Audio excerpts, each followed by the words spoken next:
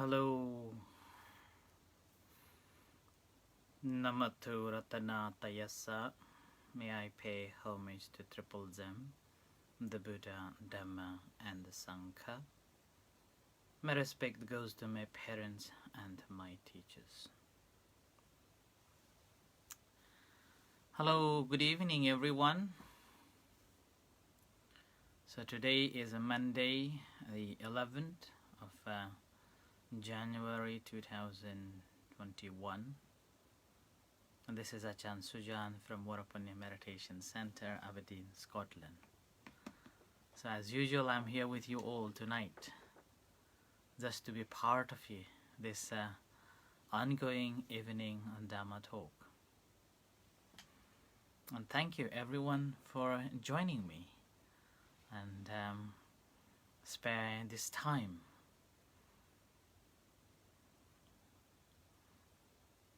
Since we know that whole world is facing this new virus, and everybody is so unhappy and everybody is going through so much difficulties, and we are not alone. We are all going through such a tragedy and difficulty time. When we look at ourselves, we are still very fortunate to be still alive despite of this invisible war that we are going through. Hello Chun and Sandra, hello Margaret, hello Vilash, Anish, and everyone. There have been so many hopes and so many plans, and yet due to the uncertainty of this virus, we all have to take a step back and think, what are we going to do? And then what about all the plans that we have? And as I mentioned that previously, it is a time to think about what we want and what we need.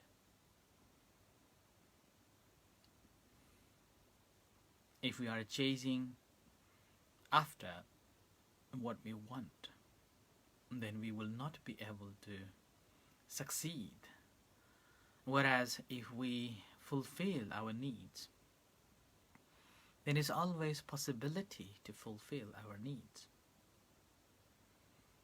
Like the shelter, the basic human needs that one need, like a shelter, the clothes, the food, and basic medicines. It's very easy to fulfill on these needs. But whereas if we try to fulfill our desire, then it won't happen, never ends. Always needing one after another and never satisfied with what we have attained, what we have achieved.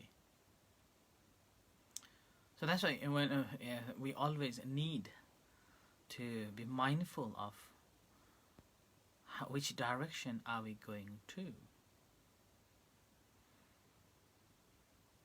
And again, it is not just affecting ourselves, but also it will be affecting to the rest of other family members and a community too. Because every action that we perform, it has a reaction. And every action that we perform, it does matter to oneself and then to others. Like if we look at the scientific research on quantum physics, we find that the whole body that we think is ours is basically a combination of trillions of energies that is spinning all around us. Like, let's say, look at our one hand. We will be looking at the cells, And when we look at deeper with the microscope, we will be looking deeper into the shells, then we find the DNA in the central of the cells. And further on, if we investigate more, dividing this DNA, which is again known as the core element of each and every individual, is also made of so many atoms.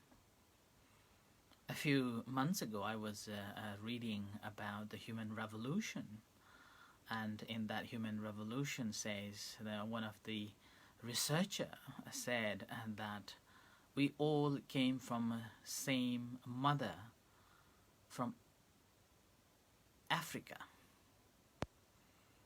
So the gene, the DNA that we are having is basically coming from Africa, from one single lady. But this research doesn't mean that there were only one lady like the Eve in the Bible.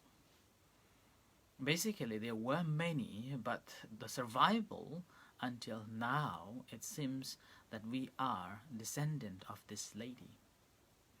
So that's why we all have this gene, the mother gene, but the father gene has been transformed and changed so much. And this DNA itself, when we look at microscopically, according to the science, further says that the atom is nothing. Obviously, there are something in the atoms that is proton, proton, neutron, or something like that. And again, when they go into deeper into the science, deeper into these electron, proton, protons, they have found that it's a combination of the energies, and all the particles are working individually in one another. And it's an energy flow that's taking place in the small particle of this cell. So with this entire body that we call ourselves, like this massive chunk of meat I normally call myself, and even I'm getting more fatter and fatter since the lockdown is now 83, I think, becoming 83. So this is 83 kilos of this fat meat that we call ourselves is basically a jar or a vessel contains with trillions of energies that's spinning all around, and then making this massive body that we can move from one place to another. This molecule, one place in my wish, moving from this place to another place. And yet, it's not belongs to us. No? Yet, it is not belongs to us. But however, because of this energy going through all the time, and its energy always changing in us, whatever we eat, the energies also changes too. Whatever we do, that also affects those energies too. And furthermore, our emotions that we have engaged into this mind body, that also affects us a lot too. So that's why whatever we do that does matter to us does matter to others too. Because this is simply a massive chunk of energy moving around in our body. And as a result of that, nowadays, a new neuroscience have even massively studying in this area that why and how our thoughts are affecting our lives our physical well-being and mental well-being. And there are plenty of research work going on, and plenty of researchers have found that some of the chronic diseases that we are facing, that we are having, we are facing and we are suffering, majority of them down to what we are thinking, and that's related to our stress, how we think, how we engage, and how are we dealing with it. And with this in mind, what we can see is that if we become stress-free, everything becomes so normal, everything becomes so smooth, feeling lighter, brighter, easier, and easy to think properly, and become more naturalistic and more ground and more becoming down to earth and something like that. But the very moment when you have a stress, a thinking quality goes down. Functioning quality reduces. Memory reduces. And furthermore, because of our action that we are taking through this stress, it affects our cells, because this is basically made of the energies.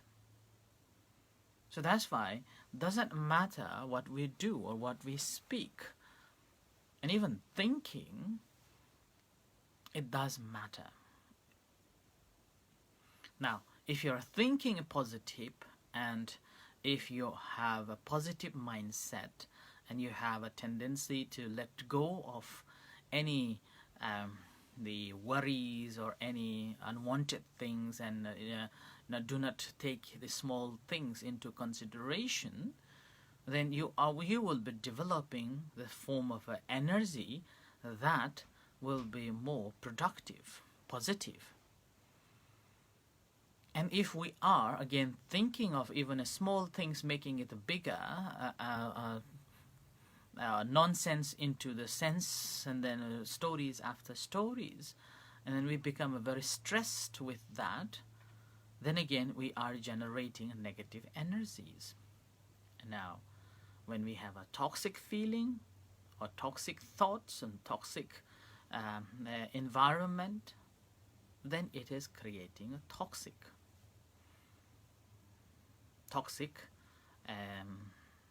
what do I say? Toxic energies in our body, and that will affect us. Now, when we look at the Buddha's teachings, Buddha said that this whole body is like a universe. Now, there's a story that there was one monk during the time of the Buddha. He used to be a very powerful in a psychic power. And then it happened that he had a thought that he would like to explore this universe. And then with his psychic power, he traveled so much throughout his life until his death. And he couldn't find the end of this universe. And he died. Unfortunately, when he was reborn as a human being, at that time was the Buddha, and Buddha's time. And he also, out of a curiosity and out of a faith, he became a Buddhist monk under the guidance of the Buddha. And what happened was that one day, during the conversation, he mentioned that I had been traveling so far to know this universe, the end of the world, but I couldn't find. And at that time, a Buddha said that rather than trying to find the end of the world, the whole world is in you, in a concise form. It's like an atom bomb. Atom bomb is a compressed version of massive explosion. And that same with our body is a condensed version of the whole universe. So the Buddha said that rather than trying to make sense and try to find out about the whole universe or the end of the world, explore this three, maybe I am 166 inches foot, or basically about 3 inches in a standard way. Explore in this and see, understand this whole universe is here. Understand it. That if you understand this body that we think it's ours, with chunk of massive meat which we cannot eat, and even I was told that even the tigers, when they eat, they cannot eat human flesh, and they have to go closer to the river, so it's so salty. And if you don't take a bath for a couple of days, and it's stinky. Very stinky. Nobody wants to come closer. And I wonder why Buddha, in India those days, Buddha told the monks not to have a bath every day, have a bath every 2 weeks' time. And if we are doing now, then it would be disaster. Nobody wants to, oh, what a stinky monk. Yeah? So, this flesh, human body, understanding this body is so crucial. And now we have this anatomical study of anatomy, and some of you may have studied or may have been doctor, like, if you have been if you are a doctor, then you probably have seen how the vessel and then all these muscles works, and how these veins are traveling, and all the neurons are working, and the muscles. You know all in a superficial way, but we still do not know that how this body functions. So this is basically one chunk of a great machine working within our body, which we do not know. There are so many organs that are working on its own way, independently. And that's why whatever we do, it does matter to those organs. Whatever we eat, it does affect to all those organs. And every action, and even what we think, that also affects, and which we have seen a lot nowadays, that because of a thinking process, we are having so many other physical diseases we are facing. So on this basis, the Buddha simply said that know your own body. Understand this own body, that how it functions. And when we look at this functionality of this body, which we clearly understood that what we eat, we will become. If we eat too much junk food, we will put more fat and more unhealthy. We become more unhealthy. And if we eat healthy, then this body may say, oh, thank you very much for eating healthy food. Now I can work properly. Similarly, thinking, because thinking does matter towards what you say and what you do. Recently, and you may have seen on Facebook, one of our members, Bert, who passed away. For whole 1 year, he couldn't eat any substances. He was survived for whole 1 year only drinking fluid, water, juice, and nutritious juice. But this body simply decayed over the period of a time. So what you eat, he become. What he ate, he became. And in his last moments, again, he became a very, very thin, only skeleton, only skeleton left. So what we eat, it doesn't matter to us. And if we are eating sufficiently for what we need or what this body needs, then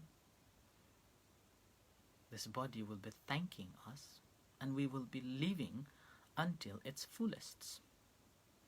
But if we are eating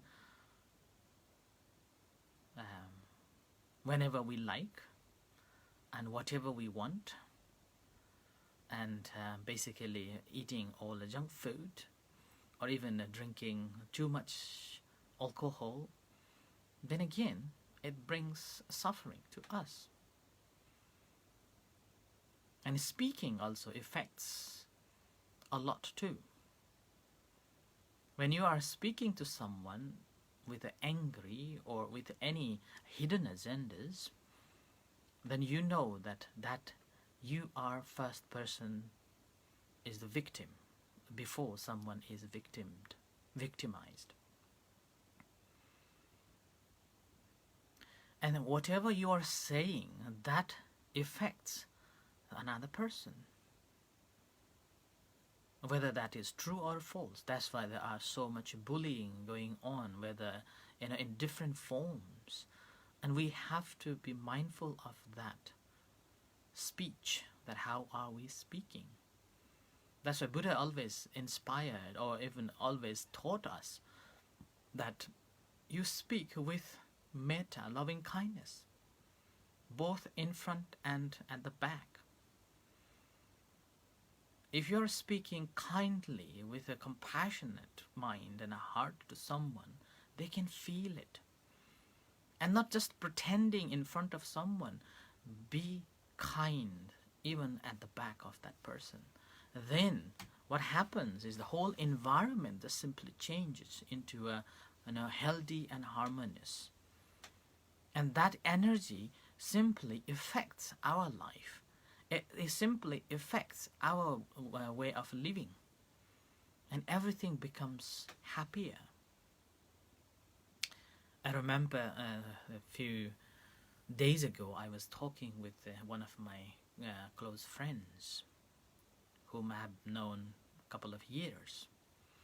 She's a strong Catholic, but later on, because of family matters, she wanted to have a divorce, but being a Catholic, it wasn't allowed, so she stopped going to the church. And yet, there was one very old lady, as she said. She's about 80s, and she believes in what is called evangelical Christian. And what she was explaining, that she always visits her at the same time in the evening, about 5 o'clock. So almost every week she visits, despite she never invited her inside the house. She simply stands outside the door and talking about the Bible and about the Jesus and about the teachings. And the way she was explaining about the doctrine, the Bible, as she said, that it was so pleasing to hear. It is so pleasing to have such a company despite her age. And her name is Princess. Despite her age, she speaks with kindness and with compassion and with the enthusiasm to share so-called good news. So that's why it doesn't matter whichever views you have, but if you are speaking with a kind heart, at front and behind, it affects to other people. They can feel your kindness. They can feel your compassion and how caring you are. So speaking kind is also very essential for our own well-being and also well-being of others. Every word that we are saying, it is basically we are transferring this energy Now, if you are saying bad words and someone who is hearing it, they can feel this tightness, this the heaviness and this frustration and anxious mind like that. But if you are speaking kindly, and automatically, doesn't matter how angry that person is, and immediately the anger just simply fades away. Like the Buddha tamed the elephant who was angrily drunken, coming to crush the Buddha. Buddha simply channeled the metta, or the loving kindness, to this elephant and tamed. But I'm not saying that if elephant is coming towards you, you'll be saying, "Oh, you be happy, you be safe, don't come." And no, we don't have that power yet. Okay, you just run away. You just run away. Do not stand there. Yeah, so that's why basically we need to develop this kindness in front and at the back. Okay? And then the last one is thinking. Whatever you think, that affects your life and then other people's too. Okay? Other people's too. So thinking does matter. And this is the thinking that transforms the energies to us and as well as others. That's why there is the simile given between the Indians, given about the wolf. A boy asks the head of the community, between a bad wolf and a good wolf, who wins? And says, the one who you feed. And that's simply whatever thoughts going on in us. If you're feeding bad, then always you are in the negative mind. And if you're feeding good, you're thinking good, speaking good, doing good, and that will be feeding the positive side. And whenever you are developing this positive side, remember it affects your life and as well as surroundings, others too. So that's why anything that we do, whether we speak, whether we do, or whether we think, it does matter to oneself and then the others. Because every action is basically, we are transmitting the energies, and that will affect ourselves and then to others. So that's why practice of a meditation is simply to develop so-called wholesome thoughts, wholesome acts, wholesome speech, in a short form, wholesome mind. That will bring happiness to oneself, and also you are transmitting that happiness to others. So I end here with this. Thank you very much for listening, and in a few moments time we're going to have an evening chanting and guided meditation. You're most welcome to join with us. Until then, good night and thank you. See you. May the Buddha Dhamma Sangha bless you. Sadhu. I am not religious, but do like to be a Christian by helping others makes them feel better. Yes, Emma, good. Very good. Thank you. See you shortly. Thank you very much.